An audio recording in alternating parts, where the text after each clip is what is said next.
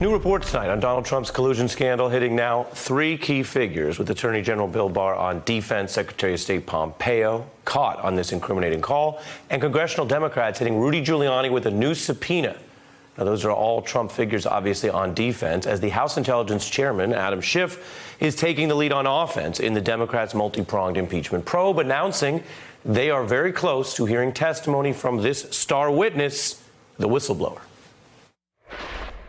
When do you expect to hear from the whistleblower?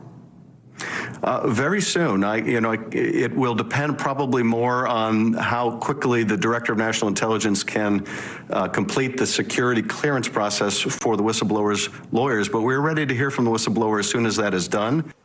As soon as that's done. Now, this matters because unlike the Mueller probe, where key witnesses such as Don McGahn were fighting to ever speak to Congress, here you have a person heading in, ready to tell all. And meanwhile, there are also these new details emerging about Donald Trump's secret effort to pressure Ukraine into targeting his political rivals. Fox News reporting Trump lawyer Rudy Giuliani was not acting alone in these efforts to get dirt on Biden, and saying Trump knew about it. Two high-profile Washington lawyers, Joe DeGeneva, who's been a fierce critic of the Democratic investigation, and his wife, Victoria Tensing, were working with Giuliani to get Oppo research on Biden. The only person in government who knows what they were doing is President Trump. That's quite a bullseye coming from Fox News. If the names are familiar, that may be because they are also Fox News contributors. And Donald Trump basically was in discussions to try to get them to be on his Mueller defense team with Rudy Giuliani in that project. So you have here three private lawyers now conducting what amounts to a shadow foreign policy to get political dirt, political favors, and maybe abuse of power, all in the name of Donald Trump's reelection. Trump today getting pretty defensive. He says he's trying to find out who the whistleblower is. Do you now know who the whistleblower is, sir? Well, we're trying to find out about a whistleblower. When you have a whistleblower that reports things that were incorrect. Now, the pressure may be getting to some of these senior Trump officials. Consider we're still in a place before any hearings have begun into this that involve them directly. And heading into the weekend, Donald Trump's envoy to Ukraine resigned. The AP is reporting that people close to the Attorney General, who basically are trying to put the word out to distance him from the Ukraine scandal. They say Mr. Barr is, quote, angry over what Trump said, apparently not angry enough to publicly take questions on the matter. And there are other developments and angles we're going to get into on this story in the rest of tonight's show with some great experts. But before I go any further into what we might call some of the details and the weeds, I'm about to turn to my experts and a lawmaker now, and I want to present you as we start this new week, and it's not a normal week, with the bigger developments. We have the United States House of Representatives barreling forward with what looks like now a full-force impeachment probe, with these new witnesses and with new subpoenas. And warning, any resistance to Congress will itself become evidence of impeachment. That's a new level of engagement. I want to get into some of that in a moment. But we also have news tonight that the Senate, led by Republicans, says it will hold a trial of President Trump if he's impeached. I repeat. The Senate says it will hold a trial of President Trump if he's impeached because the rules require it. And Donald Trump's own cabinet members do not appear to be yet united publicly on whether their focus now is in saving the president or saving themselves. As promised, I turn to our experts on these big picture issues. From the United States Congress, Ted Lieu, who serves on the Judiciary Committee, Ambassador Nancy Soderberg, former UN ambassador, the third-ranking official on the National Security Council during the Clinton administration, and NYU law professor Melissa Murray, who clerked for Judge Sotomayor. Good evening to each of you. Professor, I want to begin with you on the law. What does it mean when we see the sitting United States Attorney General trying to take a half step away, and the Secretary of State here caught on that call? Are these individuals, in your view, looking at their own legal liability? It would be hard for them not to at this point. I think we've seen over the last couple of months that Bill Barr has been incredibly close to the president, has almost functioned as a quasi-federal defender for the president in the Mueller investigation. The fact that he's taken steps saying that he's surprised and angry by the president's association with him in this event suggests that he's stepping back a little. And Mike Pompeo will also have to think about what this means for him going forward.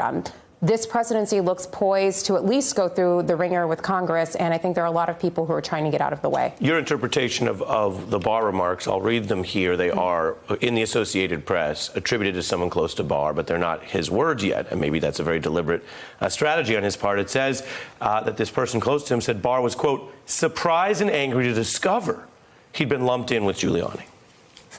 Well, again, surprised, angry. He's making very clear through his representative, or representative is making clear on his behalf, that he doesn't feel like he should be associated with this conduct, that somehow he's above this fray and outside of it. And he wants to make clear about that. And again, Bill Barr is really deeply enmeshed in this, even if he isn't actually involved, because of his role in the Department of Justice. The whole idea of the whistleblower escalating this through the Department of Justice means that if there was obstruction, the DOJ possibly had a critical role in keeping this from Congress and congressional oversight, and that would certainly implicate Barr. So here we have him taking very strong steps to distance himself from everything that's going on.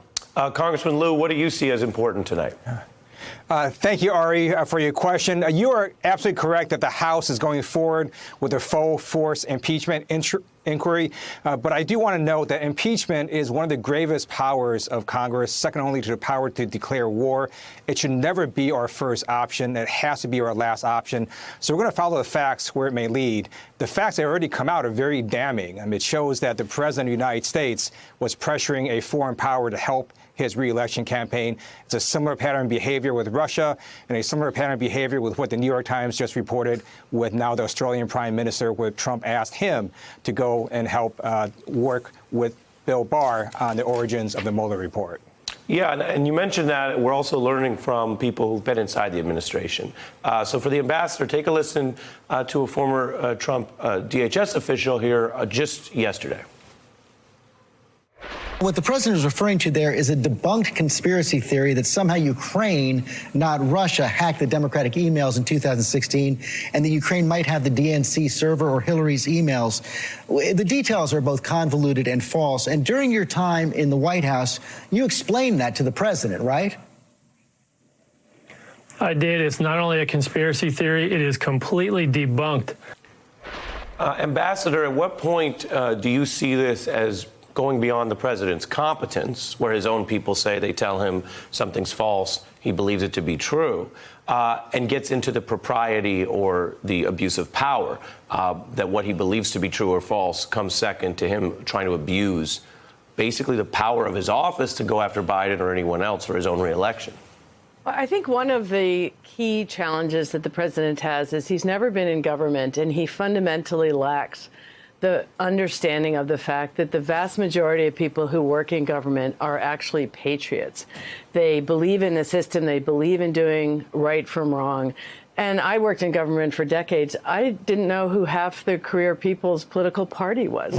You just don't ask that. And so what the president doesn't understand, and I would say a warning to all of the people who are getting caught up in this, the truth will come out. It is simply not possible to hide things from the public. There are too many people involved, and everything will come out. And to the extent it's always the cover-up, don't engage in this cover-up. Come forward, tell the truth, and stop enabling the president who's trying to literally hire outside people to do his bidding. And what does that tell you? I mean, there are many people who argue the president's powers are at their peak in dealing with foreign affairs and dealing with other countries. The president is very powerful in foreign policy, but not all powerful. The Congress has a role. The judicial has a role. Our judges have a role. And ultimately, the facts have a role here, and they will come out. And I would just reiterate, having sat in on hundreds of those phone calls, it's not surprising to me that Secretary Pompeo is now known to have been on that call as well. Well, should he have done something? Well, he shouldn't have hidden it yesterday when he was on all the morning talk shows. But it's also going to just raise a question of what was the role in holding up this aid to our ally? That President Trump rightly increased the aid to defend Ukraine against the Russians, and now it's held up. Why? Who was involved in that? And when you're a president of the United States, the government supports you, but it also will stand up to you when they feel there's wrongdoing. And that's what we're going to see more and more. And again, I would just reiterate, do not engage in the instinct to cover up and hide, because it will fail. And Congressman, put that in context for us. Do you view this as chiefly a scandal about Donald Trump and whether he's abusing his office, or do you view this now, and do these committees that you're working with view this as something where really the people in charge of the Justice Department and the State Department, these are some of the most important I mean, these are people, they're the top of the line of succession. They're some of the most important office holders in the federal government. Do you view them as potentially crossing lines where they should no longer hold these posts? Yes, it's about the President of the United States abusing the power of the presidency to leverage foreign governments to help his political interests and get dirt on his political opponent. And it's also about a massive cover-up of different officials who wanted to put his transcript into these secret lockdown servers, who didn't want the public to have access to this information. And we're going to see if this cover-up continues, because we've just issued subpoenas to Giuliani, to other officials, and if they don't provide information, the American people will know they're continuing to hide information from Congress and the American people. And we want the truth to come out, and it's going to show some very bad things that the president and his officials engaged in. If those folks resist, does that become an article of impeachment?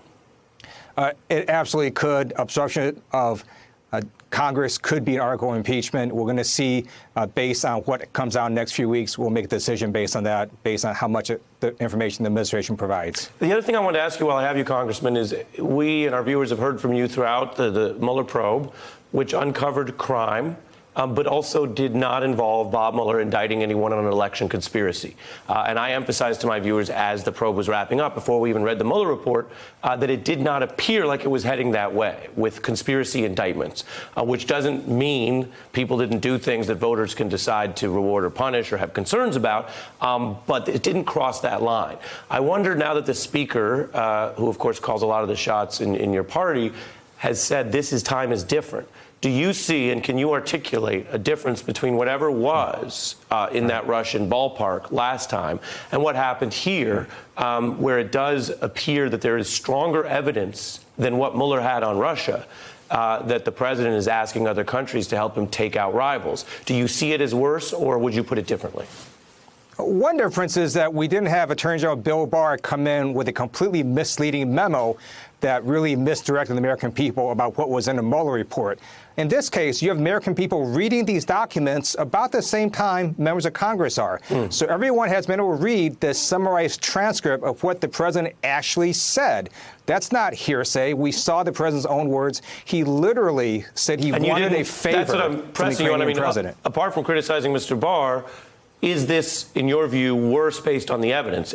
Whatever happened in the Trump Tower meeting, it wasn't a government meeting. There was no transcript. No one may ever know other than its members. Here, as you say, there's more evidence. Do you see this evidence as worse, or you wouldn't go that far?